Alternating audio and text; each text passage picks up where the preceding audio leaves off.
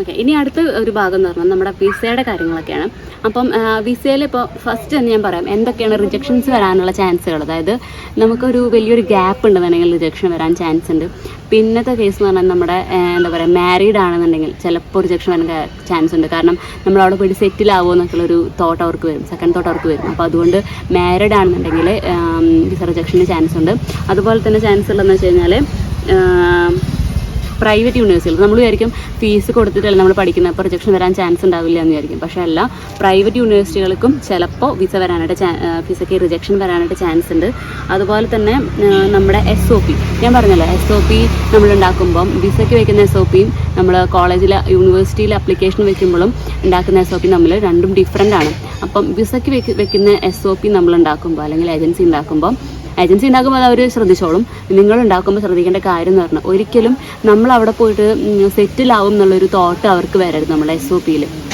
അതുപോലെ തന്നെ നമ്മുടെ SOP വായിക്കുമ്പോൾ കൺഫ്യൂസ്ഡ് ആവരുത് അവർ. അപ്പം അതാണ് റിജക്ഷൻസ് വരാനുള്ള ചാൻസുകൾ എന്ന് പറഞ്ഞാൽ. ഇനി ഈ പറഞ്ഞ പോലെ വിസയുടെ ഡയറക്റ്റ് കാര്യങ്ങൾ എന്തൊക്കെയാണെന്ന് വെച്ചാൽ ഓഫർ ലെറ്റർ വേണം. ഇപ്പം നമ്മൾ അപ്ലിക്കേഷൻ എല്ലാം സബ്മിറ്റ് ചെയ്ത് നമ്മളുടെ അപ്ലിക്കേഷൻ യൂണിവേഴ്സിറ്റി അക്സെപ്റ്റ് ചെയ്ത് കഴിഞ്ഞാൽ 2 തരത്തിലുള്ള ഓഫർ ലെറ്ററാണ് വരിക. അതിപ്പോൾ നമ്മൾ UK ചെയ്യുമ്പോഴും അങ്ങനെ തന്നെയാണ്. കണ്ടീഷണൽ ഓഫർ ലെറ്ററും നോൺ കണ്ടീഷണൽ ഓഫർ ലെറ്ററും വരും. അപ്പോൾ കണ്ടീഷണൽ ഓഫർ ലെറ്റർ ആണെന്നുണ്ടെങ്കിൽ അതിൽ അവർ കുറച്ച് കണ്ടീഷൻസ് പറഞ്ഞിട്ടുണ്ടായിരിക്കും, എക്സ്ട്രാ കുറച്ച് കണ്ടീഷൻസ് പറഞ്ഞിട്ടുണ്ടാവും. അത് നമ്മൾ എലിജിബിൾ ആണെങ്കിലാണ് നമുക്ക് പിന്നീടുള്ള നോൺ കണ്ടീഷണൽ ഓഫർ ലെറ്റർ കിട്ടുക. പക്ഷേ ചില യൂണിവേഴ്സിറ്റികൾ ഡയറക്റ്റ് നോൺ കണ്ടീഷണൽ ഓഫർ ലെറ്ററാണ് നമുക്ക് തരാം. അങ്ങനെ പിന്നെ വേറെ യൂണിവേഴ്സിറ്റി അക്സെപ്റ്റ് ചെയ്യുകയാണ് നമ്മളെ എന്നുള്ള ഒരു സംഭവമാണ്. അപ്പം നമ്മൾ വിസയ്ക്ക് വെക്കുമ്പോൾ ഫസ്റ്റായിട്ട് നമുക്ക് നമ്മുടെ ഓഫർ ലെറ്റർ നമ്മുടെ കയ്യിൽ വേണം. അടുത്തെന്ന് പറഞ്ഞു കഴിഞ്ഞാൽ ബ്ലോക്ക്ഡ് അക്കൗണ്ട് കാണിക്കണം. എന്താണ് ബ്ലോക്ക്ഡ് അക്കൗണ്ട് എന്ന് പറഞ്ഞു കഴിഞ്ഞാൽ അത് ഇത്തിരി പ്രോസസ്സാണ്. എന്ന് വെച്ച് കഴിഞ്ഞാൽ ഏകദേശം ഒരു 10 to 11 ലക്ഷം രൂപ നമ്മൾ അവിടെയുള്ള നമ്മുടെ ബാങ്കിൽ, അതായത് പോകുന്ന കാൻഡിഡേറ്റിൻ്റെ പേരിലുള്ള അവിടുത്തെ ബാങ്ക് അക്കൗണ്ടിൽ നമ്മളൊരു ഡെപ്പോസിറ്റ് ഇടണം. അത് എനിക്ക് തോന്നുന്നു യൂറോ കണക്കാണ്. അത് യൂറോ എന്ന് പറയുമ്പോൾ 11,208, അതായത് 11,208 യൂറോ ആണ് അവരുടെ കണക്ക്.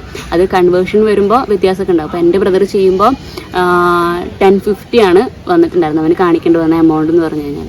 അപ്പം ഈ ബ്ലോക്ക്ഡ് അക്കൗണ്ടിൻ്റെ കേസ് നിങ്ങൾ വിചാരിക്കുന്നുണ്ടാവും ഫുൾ സ്കോളർഷിപ്പ് എന്ന് പറഞ്ഞാൽ പിന്നെ എന്താ ഈ ബ്ലോക്ക്ഡ് അക്കൗണ്ട് എന്നല്ലേ. എന്ന് വെച്ച് കഴിഞ്ഞാൽ ഫുൾ സ്കോളർഷിപ്പാണ്. ഈ പൈസ നമുക്ക് വിഡ്രോ ചെയ്യാം. എന്ന് വെച്ച് കഴിഞ്ഞാൽ ഇത് നമ്മൾ ഇട്ടിട്ട് നമ്മൾ അവിടുത്തെ എക്സ്പെൻസിന് വേണ്ടിയിട്ട്, ഇപ്പോൾ പഠിക്കാൻ ഫ്രീ ആണ്, പക്ഷേ ഈ കാൻഡിഡേറ്റ് അവിടെ പോയി കഴിഞ്ഞാൽ, സ്റ്റുഡൻ്റ് അവിടെ പോയി കഴിഞ്ഞാൽ ആൾക്ക് ജീവിക്കാനുള്ള എക്സ്പെൻസ് ആണല്ലോ. അപ്പം ആ ഒരു എക്സ്പെൻസ് മീറ്റ് ചെയ്യാൻ വേണ്ടിയിട്ട് ഗവൺമെൻറ് പറഞ്ഞേക്കുന്ന ഒരു സംഭവമാണ് 10 ലക്ഷം രൂപ, അതായത് 11 ലക്ഷം രൂപയുടെ ഉള്ളിൽ നമ്മൾ അവിടെ ഡെപ്പോസിറ്റ് ചെയ്തിട്ട് അത് സ്റ്റേറ്റ്മെൻ്റ് ആയിട്ട് ഒരു 1000ൻ്റെ അടുത്ത് യൂറോ നിങ്ങൾക്ക്, അതായത് ഈ ഒരു കാൻഡിഡേറ്റിന്, ഈ ഒരു സ്റ്റുഡൻറ്റിന് സ്റ്റേറ്റ്മെൻ്റ് ആയിട്ട് അതിന് പിൻവലിക്കാം. അത് വേണമെങ്കിൽ നമുക്ക് നാട്ടിലോട്ട് അയച്ചു കൊടുക്കാം, അല്ലെങ്കിൽ അവിടെ തന്നെ ഉപയോഗിക്കാം. ഇപ്പം നമ്മൾ ഒരു പാർട്ട് ടൈം ജോബൊക്കെ നമ്മളവിടെ ചെയ്യുന്നുണ്ടെങ്കിൽ നമുക്ക് ആ ഒരു പൈസയുടെ ആവശ്യം വരില്ല. അപ്പോൾ നമുക്കത് തിരിച്ച് നാട്ടിലോട്ട് തന്നെ ഇട്ട് കൊടുക്കാം. ആ ഒരു പൈസ നമ്മൾ ഡിപ്പെൻഡ് ചെയ്തിരിക്കും. നമുക്ക് യൂസ് ചെയ്യണമെങ്കിൽ യൂസ് ചെയ്യാം, അല്ലെങ്കിൽ നാട്ടിലോട്ട് അയച്ചു കൊടുക്കാം, ഡെപ്പോസിറ്റ് ചെയ്യാം തിരിച്ച്, അങ്ങനത്തെ കാര്യങ്ങളൊക്കെ. അപ്പം അതാണ് ബ്ലോക്ക്ഡ് അക്കൗണ്ട് എന്ന് പറയുന്നത്. അതിന് നമുക്ക് ഒരു മിനിമം നമ്മൾ ആ ഒരു അക്കൗണ്ടിലോട്ട് ഇട്ടു എന്ന് കാണിക്കുന്നതിൻ്റെ ഒരു റെസിപ്റ്റ് വേണം, അല്ലെങ്കിൽ അതിൻ്റെ സ്റ്റേറ്റ്മെൻറ്റ് വേണം, ആ ഒരു അക്കൗണ്ടിൻ്റെ സ്റ്റേറ്റ്മെൻറ്റ്. അതൊരു മെയിനായിട്ടും 3 ബാങ്കുകളാണത് ചെയ്യുന്നത്. അതിൻ്റെ പേരുകൾ ഞാൻ പറഞ്ഞുതരാം. ഏറ്റവും ഫസ്റ്റ് ചെയ്യുന്നത് എക്സ്പാട്രിയോ. അതുപോലെ തന്നെ നമ്മൾ പറഞ്ഞല്ലോ, അതായത് കുറച്ച് എമൗണ്ട് നമുക്ക് എടുക്കുക എന്നുള്ളത്. അപ്പം ഇപ്പോഴത്തെ ഒരു നിയമപ്രകാരം ജർമ്മനിയിൽ 1 വർഷത്തെ വിസയാണ് ഫസ്റ്റ് അടിക്കുള്ളൂ. അപ്പം നമുക്ക് ഫസ്റ്റ് 1 വർഷത്തെ വിസ അടിച്ചു കഴിഞ്ഞ് കഴിഞ്ഞാൽ നമുക്കതിൽ നമുക്കതൊന്ന് ഈ പറഞ്ഞ പോലെ പൈസ വലിക്കാം, നാട്ടിലോട്ട് അയച്ചു കൊടുക്കാം. പക്ഷേ സെക്കൻഡ് ഇയർ ആകുമ്പോൾ നമുക്കതിലൊരു മിനിമം ഒരു 4-5 lakhs നമ്മളതിൽ ഇട്ട് വെക്കണം.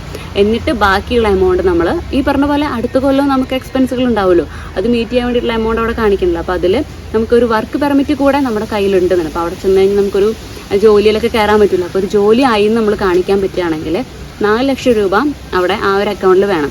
അപ്പോൾ എന്ന് വെച്ച് കഴിഞ്ഞാൽ അതും ഈ പോലെ തന്നെ നമുക്ക് നാട്ടിലോട്ട് അയച്ചു കൊടുക്കാൻ വേണമെങ്കിൽ എക്സ്പെൻസിന് യൂസ് ചെയ്യാം.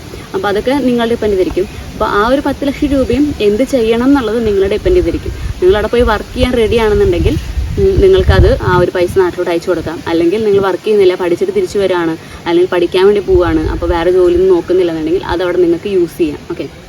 അപ്പോൾ മെയിനായിട്ടും ബ്ലോക്ക്ഡ് അക്കൗണ്ട് കാണിക്കാൻ പറ്റുന്ന 3 ബാങ്കുകളാണ്. കൂടുതൽ ബാങ്കുകളുണ്ട്, പക്ഷേ കൂടുതലും ആൾക്കാർ സജസ്റ്റ് ചെയ്യുന്നത് ഈ ബാങ്കുകളാണ്. അപ്പോൾ അതിൽ ഒന്നാമത്തെ വരുന്നത് എക്സ്പാട്രിയോ, രണ്ടാമത്തെ വരുന്നത് കൊറാക്കിൾ, മൂന്നാമത്തെ വരുന്നത് ഫിൻഡിബ. അപ്പോൾ ഇതിൽ പ്രത്യേകത എന്ന് വെച്ച് കഴിഞ്ഞാൽ ഈ എക്സ്പാട്രിയോയ്ക്കും ഫിൻഡിബയ്ക്കും നമ്മൾ ഓരോ പ്രാവശ്യം വിഡ്രോ ചെയ്യുമ്പോഴും ഒരു ചെറിയൊരു എമൗണ്ട് അവർ ഡ്യൂ ചെയ്യും, അവർ വിളിക്കും. പിന്നെ കൊറാക്കിളിൻ്റെ പ്രത്യേകത എന്ന് വെച്ചാൽ അതിന് അങ്ങനെ ഒരു എമൗണ്ട് ബാങ്ക് എടുക്കില്ല. പക്ഷേ അതിനൊരു ഡിമെറിറ്റ് ഉണ്ടെന്ന് വെച്ചാൽ അതിന് ഒരു ബാങ്കിങ് ആപ്പോ അങ്ങനെയൊന്നുമില്ല. പക്ഷേ എക്സ്പാട്രിക്കും ഫിൻഡിബയ്ക്കും അങ്ങനെ ബാങ്കിങ് ആപ്പ് ഉണ്ട്, നമുക്ക് കാര്യങ്ങളൊക്കെ അതിൽ ചെയ്യാനായിട്ട് പറ്റും. അപ്പം അതൊക്കെയാണ് 3 ബാങ്കിങ് ആപ്പുകൾ എന്ന് പറഞ്ഞു കഴിഞ്ഞാൽ.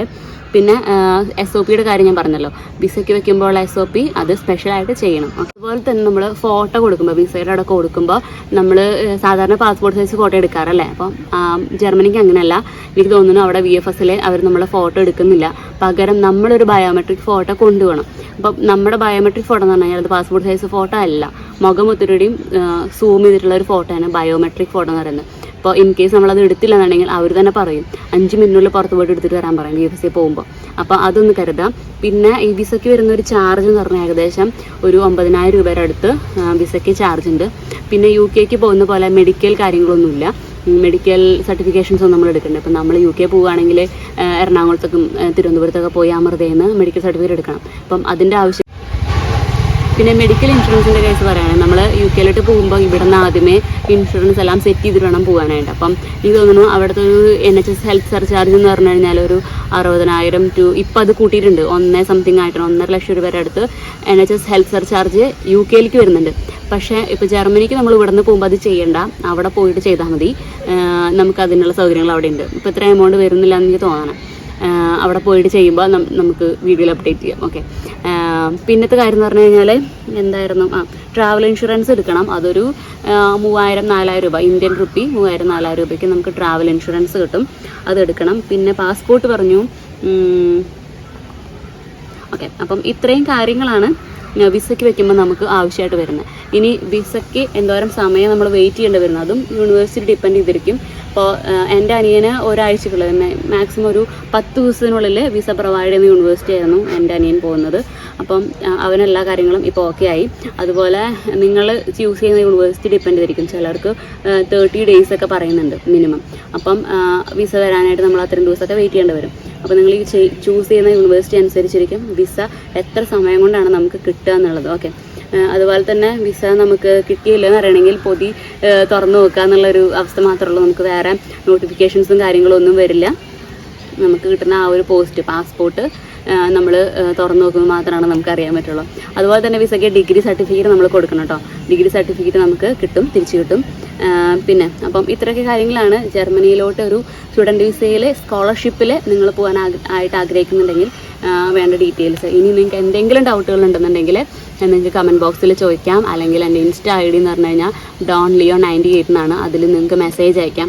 എൻ്റെ മുന്നത്തെ ഇൻസ്റ്റ ID പോയി, അതിൽ ഇപ്പോഴും കുറേ പേര് മെസ്സേജ് അയക്കുന്നുണ്ട്. അപ്പോൾ അത് നിർത്താം, ഇതിൽ മെസ്സേജ് അയക്കാം. പിന്നെ എൻ്റെ അനിയൻ ഈ ആഴ്ചയാണ് പോകുന്നത്, മാർച്ച് 11th അർദ്ധരാത്രിയാണ് അവൻ പോകുന്നത്. അപ്പോൾ 12th അവിടെ എത്തും. അപ്പം അത്രയൊക്കെയുള്ള വിശേഷങ്ങൾ മറ്റൊരു വീഡിയോ ആയിട്ട് ഡോണാസ് വേൾഡ് വീണ്ടും വരുന്നതായിരിക്കും. അതുവരെ ടിൽ ദെൻ ബൈ.